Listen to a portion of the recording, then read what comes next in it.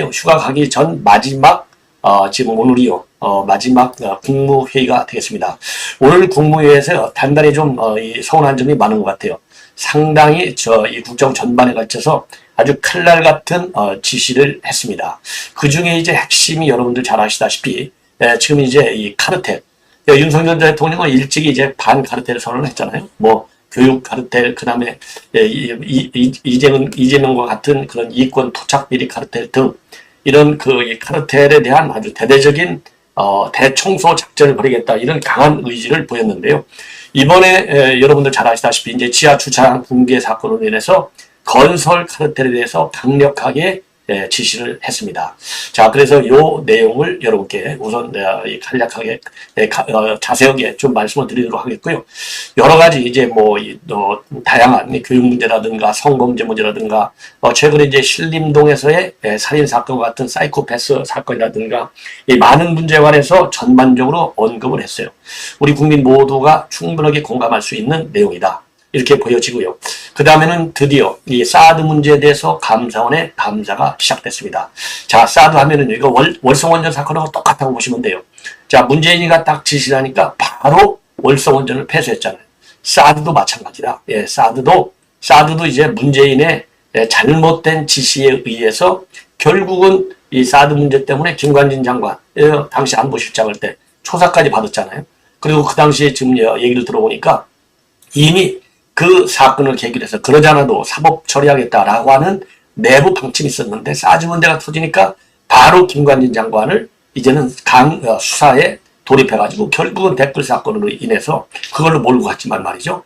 자, 그래서 이 사드 문제는 어마어마한 안보 이 농단 사건이라고 저는 보고요. 그래서 이미 사드 문제와 관련해서 이미 여러 차례 저도 보도를 해드렸지만은 감사원 감사를 똑바로 제대로 좀 해야 되겠다라고 판단했는데 드디어 감사가 착수가 됐습니다. 그리고요, 이제 이재명이 영장을 과연 언제 칠 것이냐, 이게 이제 중요 핵심 핫 이슈예요. 이재명에 대한 구속영장을 친다, 그리고 두 개를 묶어서 친다. 송금 사건하고 쌍방울, 요거까지 쌍방울 송금 사건하고 백현도, 요거까지는 이제 움직일 수 없는 하나의 이제 사실로, 이제 팩트로 이제 우리가 정리를 할 수 있는데요. 다만 타이밍상으로는 지금 여러 가지 설들이 있는데, 조금 전에 말이죠, 조홍천 의원이 언론 인터뷰를 통해서 밝힌 바에 따르면 또 다른 시나리오가 지금 나오고 있습니다. 그래서 요 내용도 함께 여러분께 전해드리도록 하겠습니다. 그리고 김은경의 노인 폄하 발언이 일파만파로 커지고 있다는 점 여러분들께 참고적으로 말씀을 드리겠습니다. 자, 그러면은요, 이 윤 대통령의 오늘 이 발언, 한마디로 얘기해서요, 지금 현재 2017년도 이후에 LH가 지은 이 아파트에서 지하 이 주차장이 붕괴해버렸어요. 이러다 보니까 이제 결국 이거는 뭐냐, 이 문재인 정권의 이 LH 사태 이미 한번 벌어졌잖아요. 이 부동산 투기 문제. 그래서 국회의원들까지도 다 몇 명 그만두고 나가고 징계를 먹고 탈당하고 난리 난 거 아니에요? 예. 그런데 이번에는요, 이 아파트 지하 주차장의 부실 공사 문제가 이제 큰 이슈로 떠올랐는데, 이게 결국은요, 문재인 정권에 썩어 빠진 이 부패 카르텔의 일환이에요. 그래서 오늘 윤석열 대통령이 말이죠, 이러한 이 이권 카르텔을 대대적으로 좀 해쳐야 되겠다라고 해서 강력하게 지시를 했습니다. 자, 그래서 요 내용을요, 자세하게 좀 말씀을 드리겠는데요. 자, 우선 이 이권 카르텔을 가지고 이제 뭐라고 지시를 했는지서부터 시작을 해서 이 윤 대통령의 이러한 지시 문제를 쭉 다루겠는데요. 우선요, 이 지하 주차장 부실 공사와 관련해서는 국민 안전을 도외시한 이권 카르텔은 반드시 부숴야 한다. 예, 여기서 대통령의 강한 의지, 얼마나 지금 속으로는 정말 이 분노를 느끼는지, 이권 부패 카르텔에 대해서. 더군다나 특수성 검사 출신이니까 이거 부패 문제, 그야말로 이건 참을 수가 없는 거지 않습니까? 본인의 전공. 안전은 돈보다 중요하고 관계기관은 무량판 공법으로 시공한 우리나라 모든 아파트 지하 주차장에 대해서 전수조사를 조속히 하라. 그리고 안전에 문제가 있으면 즉시 보강 조치를 시행하고 입주민들과 협의해서 추가 조치를 바로바로 실시하라. 그리고 이번에 보듯이 설계, 시공, 감리, 이게 총체적인 부실이다. 예, 이렇게 나왔다는 걸 제가 어제도 말씀을 드렸는데, 대통령도 똑같이 지시하고 있어요. 설계, 시공, 감리 모든 분야에서 부실이 드러났는데, 입주민들이 거주하고 있는 아파트의 무량판 공법 지하 주차장은 우리 모두 출범 전에 설계 오류, 부실 시공, 부실 감리가 이루어졌다. 그래서 우리 정부는 반카르텔 정부인데 이권 카르텔, 부패 카르텔을 협파하지 않고서는 어떠한 혁신 개혁도 불가능하다. 그래서요, 관계부처는 고질적인 건설 산업의 잘못된 관행을 바로잡을 수 있는 방안을 마련하고 아울러 법령을 위반한 사항에 대해서는 엄정한 제재가 이루어지도록 해라. 옳은 얘기죠. 예. 그리고 이번에 말이죠. 이 폭우, 이 수십 명의 사상자가 발생했지 않습니까? 이와 관련해서 무엇보다도 피해 복구가 현장에서 신속하게 이루어야 되는데 어제 중대본 심의를 거쳐서 행안부 장관이 주택과 소상공인에 대한 지원안을 우선 발표했고 이번 주부터는 바로바로 지원금이 지급될 것이다. 예. 그리고 장마가 끝났다고 해서 긴장을 놓아서는 안 되고 재난 대응 역량을 신속하게 정비하라. 그리고 중앙재난안전대책본부장인 행안부 장관이 이번 수해로 드러난 문제가 재발하지 않도록 총력을 기울여라. 그리고 이제 환경부 장관은요, 추가적인 집중호우와 태풍에 대비해서 하천을 철저히 점검하고 향후 하천 관리에 필요한 예산을 충분히 확보해서 같은 문제가 재발되지 않도록 대비하라. 그리고 전 세계적으로 전례 없는 이상기후 양상을 지금 현재 보이고 있는데 민간, 정부, 당 긴밀히 협조해서 기후변화에 대응하는 국가재난 관리 체계를 원점에서 재검토해서 죄송합니다. 개편 방안을 마련해라. 아주 포괄적으로 오늘 국무회의가요. 이제 한 일주일 정도 이제 휴가를 지금 보도에 따르면 8월 2일 내일부터 8월 8일까지 휴가를 보내기로 돼 있어요. 그래서 국정 전반에 대한 강력한 지시다. 이렇게 보면 되고요. 그리고 신림동 흉기 난동 사건과 관련해서는요. 신림역의 무차별 칼부림 사건과 같은 강력 범죄로 국민의 안전이 위협받고 있는데 흉악 범죄에 대해서는 철저한 수사 그리고 이에 상하는 강력한 처벌이 신속하게 이루어져야 되겠다. 그래서 피해자들이 범죄자의 출소 이후에 보복을 걱정하지 않도록 보복범죄에 대해서는 초강경 대응하라. 대통령 지시가 무지하게 강해요. 예, 깨부숴라. 초강경 대응하라. 그리고 모범범죄 시도는 신속한 수사로 미연에 방지하라. 그리고 조속히 복구하고 신속히 마련하고 그러죠? 예, 이 정도로 대통령이 지금 강하게 지시하고 있는 이유는 그만큼 문재인 정부가 이 나라를 갖다가 아주 부패한 정권, 그러죠? 완전히 무너진 정권, 또 교권까지도 무너진 정권을 문재인이가 더 악화시켰기 때문에 이거를 지금 시간이 없잖아요. 빠르게 재건을 해서 국가를 정상화시켜야 될 거 아니에요. 그렇기 때문에 대통령의 지시는 강력할 수밖에 없다. 이렇게 저는 판단합니다. 그리고 지금 학교 교사 문제, 학생 인권을 이유로 해서 규칙을 위반한 학생을 방치하는 것은 인권을 이유로 사회 질서를 해치는 범법 행위를 방치하는 것과 맞다. 마찬가지다.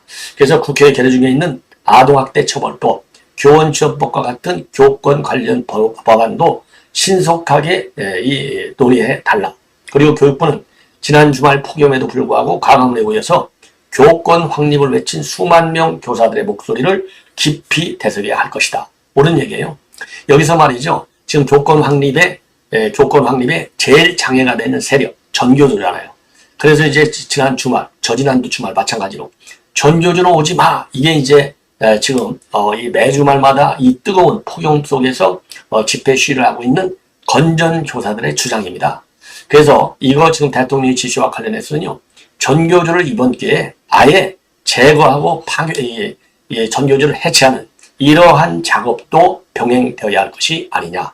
그래서 대통령의 교권과 이런 교권 확립 문제와 관련해서는요. 이미 지난 대선 과정에서 내가 지시를 했고 강조했고 국정과제로도 채택을 했고 그리고 관련 법령의 개정도 6월 말에 마무리한 바 있다. 이렇게 상기를 시키면서요. 인권을 위한다는 명목으로 규칙과 질서 유지를 위한 법 집행을 못하게 막으면 오히려 국민의 인권이 침해가 된다. 마찬가지로 교육 현장에서 교권이 확립되지 않으면 학생의 인권도 공허한 얘기가 된다. 그래서 교권은 학교의 규칙을 제대로 지키게 하는 것이고 교권이 확립되지 않으면 다른 학생의 인권, 학습권도 보장될 수 없다. 자, 이렇게 입장을 밝혔습니다. 자, 이렇게 해서요. 오늘 이제 윤 대통령의 이러한 이 포괄적인 지시 내용을 여러분께 이제 자세하게 말씀을 드렸습니다. 그래서 제일 핵심적인 것은 뭐냐? 이 이권 카르텔을 철저하게 파헤치는 거가 지금 큰 과제가 아닌가 이렇게 생각이 들고요. 이권 카르텔과 관련해서 철저한 수사 이외의 다른 대안은 차순위로 강구해야 될 것이다. 이렇게 저는 판단이 듭니다. 자, 그래서 지금 이번 기회에 말이죠. 윤 대통령이 얘기한 대로 이러한 이권 카르텔을 갖다가 완전히 제거해서 깨끗한 정부, 그야말로 청렴한 정부가 되도록 해야 될 것이 아니냐. 이렇게 생각이 들고요. 여러분들 이제 참고적으로 지금 무량공법, 이게 이제 새로운 또 이슈가 되고 있는데, 그래서 참고적으로 말이죠. 이 자료 화면을 하나 준비했는데요. 아파트 건설 구조로 보면 세 가지가 나눈다옵니다. 무량판 구조가 있고요.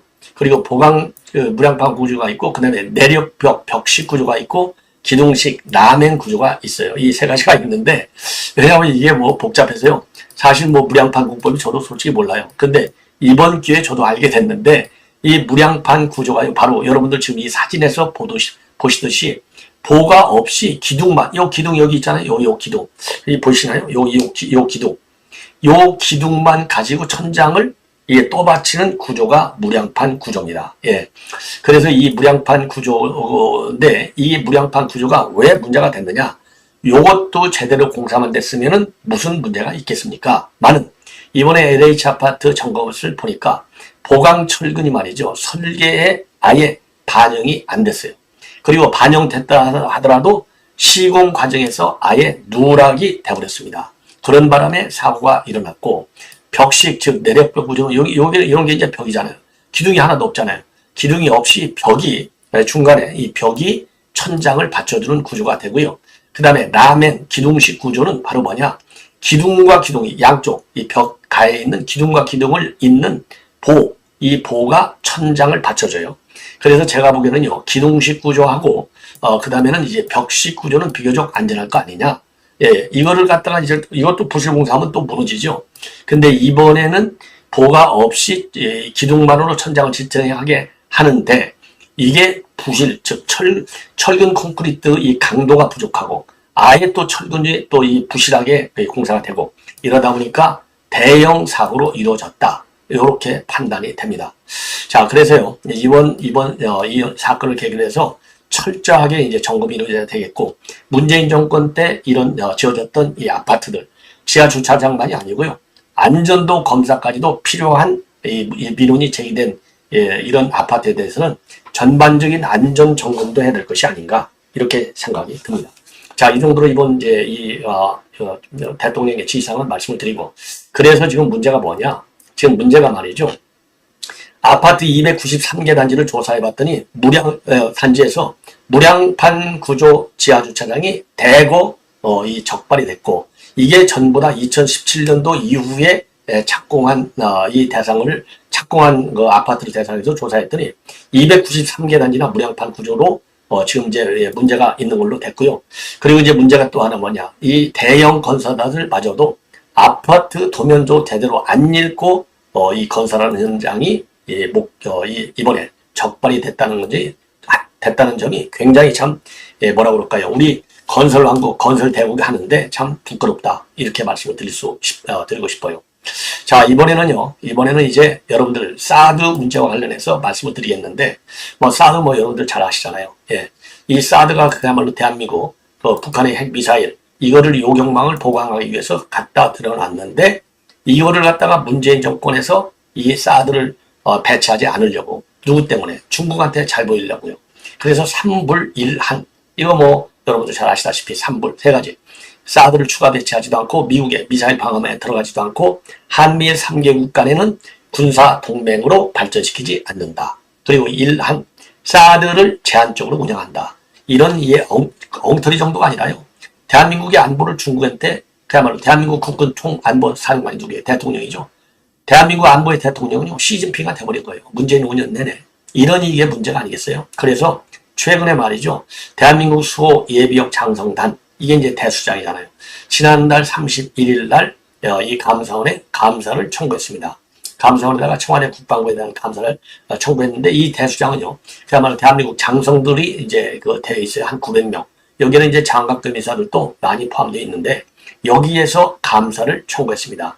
그래서 맨 먼저 이제 감사하는 것은 이 성주 기지가 왜 문재인 정권 5년 내내 운영이 안 됐느냐, 무슨 핑계로, 바로 환경영향평가를 핑계로 해서 5년 내내 이 사드 운영 기지를 정상화시키지 않았잖아요. 요거를 집중적으로 감사해 달라는 겁니다. 예. 이미 여러분께도 제가 말씀을 드렸지만은 NSC 회의를 통해서 환경영향평가는 최대한 지연시키거나 아예 안 한다. 방침을 내부적으로 결정했다는 거 아니에요? 참 기가 막히죠. 예. 요게 이제 하나고요. 두 번째 감사 항목은 뭐냐? 사드 관련 문서를 갖다가 왜 의도적으로 다 파기했느냐? 그리고 세 번째, 산불 이란과 관련해서 지금 문재인 정권에서 뭐래요? 그거는 그냥 합의가 아니다. 협의했을 뿐이다. 이렇게 얘기하고 있는데 중국에서는 합의 사항으로 딱 명시를 하고 있어요. 그래서 이 산불 이란에 대한 결정 과정, 요것이 또 굉장히 중요한 감사 대상이 되지 않나. 그래서요, 이 사드 문제는 제가 모두에서 말씀을 드린 대로 결국은 문재인에 대한 조사로 반드시 이어져야 된다. 이 점을 제가 강조를 하고 싶어요. 예. 자, 그래서 참고적으로 말이죠. 여러분들 제가 자료화면을 몇 개 준비했는데, 이 사드, 참 궁금하신 점이 많을 텐데요. 사드가 이게 성주에 있잖아요. 그럼 레이더 이 탐지 거리가 약 한 1000km, 최고 1200km까지 된다. 예. 그래서 지금 이제 천진, 선양, 연길, 단둥, 다롄, 칭따오, 이 평양은 당연하고요. 요렇게 커버가 될 수 있는 이 사실상 굉장히 무서운 요격망으로 되어 있습니다. 그리고 요격 미사일 이제 이 고고도 미사일로 되어 있거든요. 그래서 이 최소한도 말이죠. 지금 이제 이 요격 거리를 보면은 북한의 탄도 미사일 이제 한 500km 높이를 올 때 이때 이제 요격을 하겠다는 겁니다. 예. 그래서 이 사드의 경우에는요. 최소한도 이제 150 그러니까 한 50에서부터 150 정도의 이 북한의 탄도 미사일이 날라오면 요 고도에서 이제 요격을 하는 걸로 되어 있고요.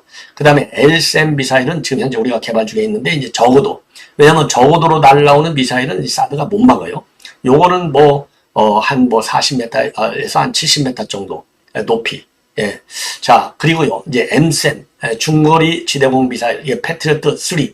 요거는 이제 15에서 한 20km 정도 높이에서 요격하는 이러한 요격망을 지금 가지고 있고요. 사드 미사일의 특징은 사거리가요. 최대 사거리는 한 200km고 요격 고도는 150km. 예. 그리고 제원은 길이가 6.17, 직경이 34cm, 중량이 900kg. 이 속도는 마하 8.24로 되어 있고요. 한 발당 110억 원 정도가 되고 1개 포대를 설치하는데 1조 5천억 정도가 된다. 예. 이렇게 되어 있습니다. 자, 이 정도로 한번 기본적으로요. 여러분들 이 사드 문제가 이제 한참 나올 때는 많이 여러분들도 기억하셨을 텐데 지금 이제 조금 약하다 보니까 그래서 제가 이렇게 자료화면 몇 개를 준비해 드렸고요. 나중에 또 별도로 시기가 있지 않을까. 예, 자세하게 좀 기술적인 재원이라든가 이런 거를 설명해 드릴 수 있는 충분한 기회가 있으리라고 저는 봅니다. 자, 이 정도로 해서 이제 사드 문제를 마치고 이번에는 말이죠. 지금 이제 이 조응천 의원은 뭐 잘 아시다시피 검사 출신의 민주당 지금 의원으로 돼 있는데 사실 조응천 의원은요. 뭐 그렇게 뭐 진보 좌파 이런 거하고는 거리가 멀어요. 예. 뭐 저희들 생각하고 비슷한 사람인데 그러다 보니까 옳은 얘기를 좀 많이 하는 것 같습니다. 자, 오늘은 말이죠. 이 BBS 이 방송에 출연해가지고 한 얘기인데 우선요. 영장 청구 기한을 지난주만 하더라도 조응천 의원도 8월 15일 이전에 청구하기는 어렵다. 왜? 8월 8일 날 재판이 예정돼 있는데 그때 이화영이가 말을 해야 되는데 그때 말을 할 수도 있고 안 할 수도 있고 예. 이것이 이제 하나의 변수인데 8월 8일 날 말을 한다고 해도 바로 구속영장 쳐가지고 실질심사를 15일 이전에 받게 하기 이건 물리적으로 어렵다. 그렇다고 본다면 회기 중인 8월 16일 이후에 영장 치를 가능성이 크다. 요게 이제 1차적으로 지난주까지의 조응천 의원의 판단이었어요. 생각했는데 오늘은 이제 조금 이 영장 청구 시기가 뒤로 밀릴 것이다. 언제로 밀리느냐? 추석 때쯤으로 간다 이거예요. 그래서 제가 추석을 봤더니요.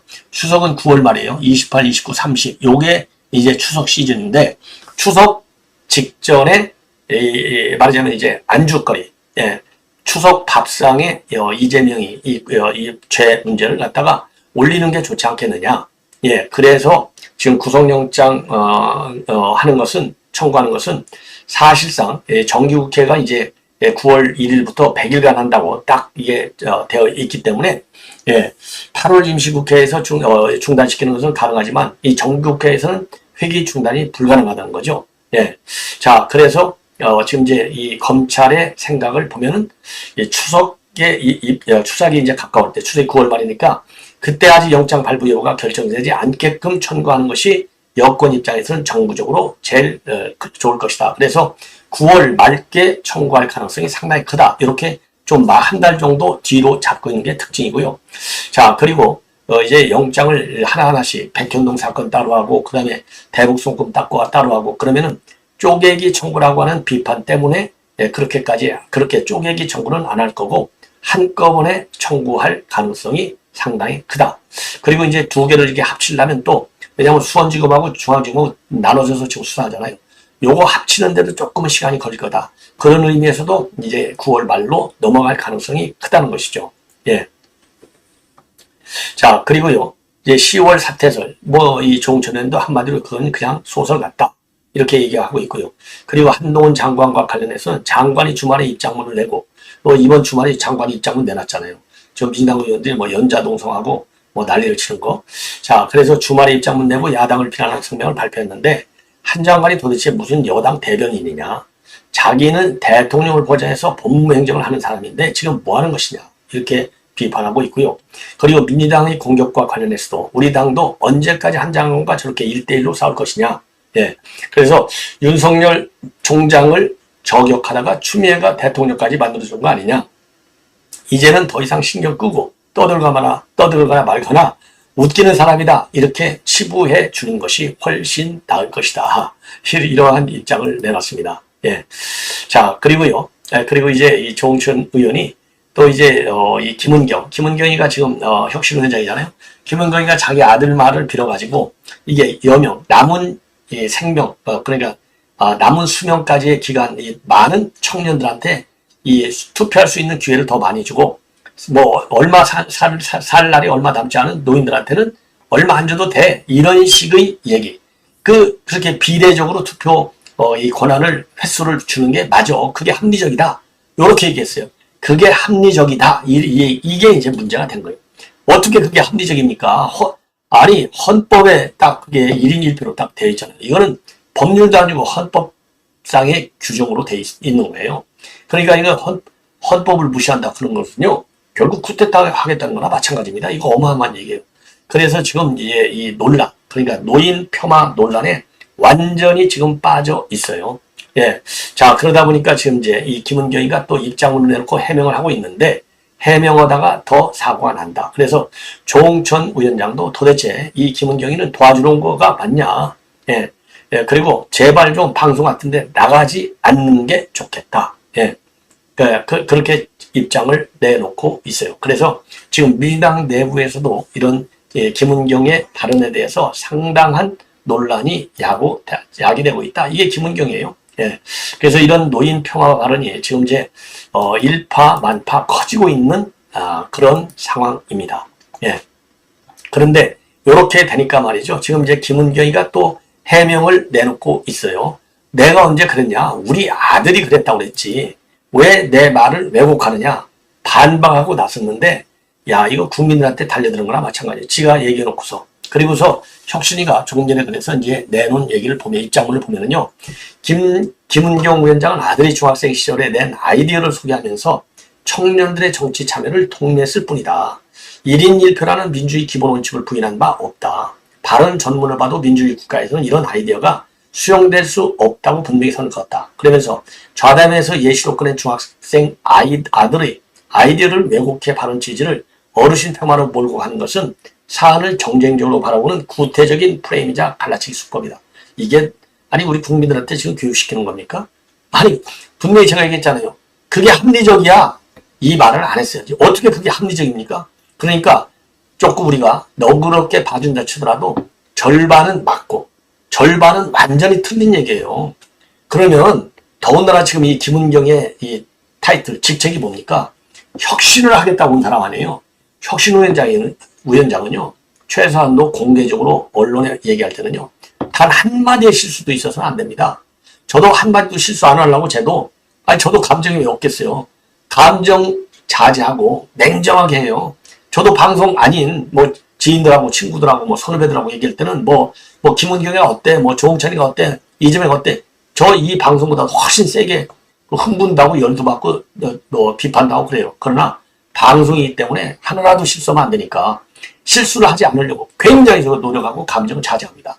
그런데 이렇게 네 말이 맞아. 그렇게 수명에 비례해서 투표하는 게 맞고 그게 합리적이야. 요 얘기까지 지금 청년 당원들한테 얘기한 건 사실이잖아요. 그 얘기는 싹 빼고 뒷얘기, 그건 민주주의에서 수용할 수 없다는 얘기를 내가 했다. 그래서 내 말이 잘못한 게 하나도 없다. 요걸 가지고 지금 이 비판적 여론 내에서 맞받아치고 있는 그야말로 비양심적인, 이런 사람이 어떻게 교수를 했죠? 이 대목에서 제가 흥분이 되는데, 어떻게 이런 사람이 교수했는지 참 그 대학의 그 학생들 조금 안타깝다. 이런 생각이 듭니다. 이런 억지 주장하는. 자, 그래서 도와 말이죠. 이러다 보니까 이제 왜 더 난리가 나고 민주당이 더 긴장하느냐. 민주당에는요, 지금 역대 이 노인 폄하 발언이 아주 쌓이고 쌓여 있어요. 예, 그래서 더 지금 긴장하는 겁니다. 참고적으로 말씀드리면 정동영 의장이 2004년도에 60대 이상은 투표 안 해도 괜찮다. 집에서 쉬셔도 됩니다. 해서 난리가 났잖아요. 노인표 싹 다 날라갔어요. 그리고 또 열린우리당의 유시민이가 50대 접어들면 멍청해진다. 60대엔 책임 있는 자리 잊지 말아야 된다. 이게 민주당식 사고예요. 이러니까 지금 놀래가지고 내년 4월 선거가 얼마 안 남았는데 지금 쩔쩔 매고 있는 겁니다. 그 다음에 이 김용민이 2004년도에요. 총선 후보였었는데 시청역 에스컬레이터, 엘리베이터 다 없애면 노인들이 엄두나지를 않아서 시청에 안 와. 이게 민주당 인사들의 수준이에요. 조국이가 2011년도에 서울 도친내들 투표 못하게 여행 예약해드렸다는 트위터에 대해서 진짜 휴보다다. 또 요렇게 하고 나선 바 있어요. 그리고 이제 김은경이는 왜 미래가 짧은 분들이 젊은이들과 똑같이 표현을 하냐는 거다. 이게 아들이 나한테 이렇게 묻던데 우리 아들의 이런 문제의식이 이게 옳은 얘기다. 이게 합리적이다. 요렇게까지 김은경이 지 입으로 해놓고 나는 1대1 투표를 강조했다. 나는 자유민주주의에서는 너 같은 그 수명에 비례해서 하는 투표는 있을 수 없다라고 했다. 요 점만 딱 뽑아가지고 잘못한 게 하나도 없다고 대들고 있어요. 우리 국민들한테 대드는 거예요. 혁신위원장은 아주 중요한 당직 아니겠습니까? 반성하라. 이렇게 말씀을 드리고 싶고 당장 반성하고 국민들한테 사과한다. 더 이상 해명은 필요 없다. 제가 그런 게 냉정하게 해주잖아요. 반은 맞았고 반은 틀렸는데 중요한 것은 뭐냐? 이 사람의 머릿속에는요. 비례대표가 맞고 합리적이야. 이게 더 강한 거예요. 이게 더 훨씬 강한 거예요. 이런 사람이 법대 교수입니까? 더군다나? 이 사람이요. 전공이 법대 교수예요. 지금 현직 외대 법학대학원의 교수입니다. 법교수. 이게 법교수가 맞아요? 이 사람 이거 아이고 참. 이 정도로 마무리를 하고요. 이어지는 방송 계속해서 많은 시청을 부탁드리겠고요. 그리고 많은 분들이 제가 방송하기 시작 전에 오늘은 좀 방송 알람 시간을 좀 제가 길게 잡아놨어요. 왜냐면 또 어떤 분들은 그러시더라고요. 이 방송 알람 뜨긴 떴는데 이게 너무 금방 떠갖고 저 정신이 없을 때가 있다. 그래서 제가 조금 이 알람을 좀 길게 설정하고 띄워놨는데 그러다 보니까 많은 분들이 좋은 댓글로 이렇게 격려해 주셔서 고맙다는 말씀을 드립니다. 감사합니다.